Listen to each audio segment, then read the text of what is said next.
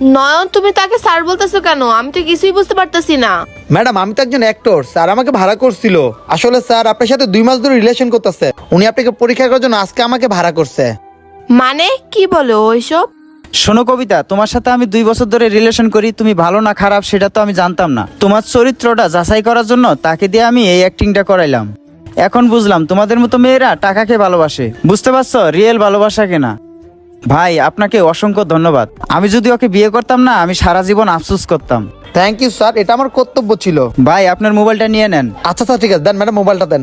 আরে বোকা, এগুলা তো খেলনা টাকা, তুমি কি এগুলো বুঝো না? কতটা লোভী তুমি, টাকাকেও চিনো না।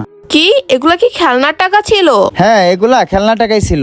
আর শোনো, তোমার এই চেহারা নিয়ে কখনোই আমার সামনে আসার চেষ্টা করবে না। আমাকে না মাফ করে দাও প্লিজ, এটা আমার ভুল ছিল, আমি বুঝতে পারি নাই। আর আমি তোমাকেই মন থেকে ভালোবাসি নিশাদ। চুপ থাক লোভী মেয়ে।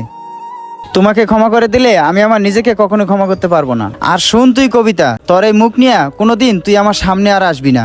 চলেন ভাইয়া। ঠিক আছে স্যার। বন্ধুরা, এমন মেয়েকে ভালোবাসবেন যে শুধু আপনাকে ভালোবাসবে, লোভী মেয়েদেরকে ভালোবাসে না, তারা সারা জীবন আফসোস করবেন। আমাদের এই ভিডিওটা আপনাদের কাছে ভালো লেগে থাকলে অবশ্যই টাইম লাইনে পাঠিয়ে দেবেন। ধন্যবাদ সবাইকে ভিডিও দেখার জন্য। নতুন কেউ থাকলে আমাদের ফলো করবেন, লাইক কমেন্টস করতে ভুলবেন না।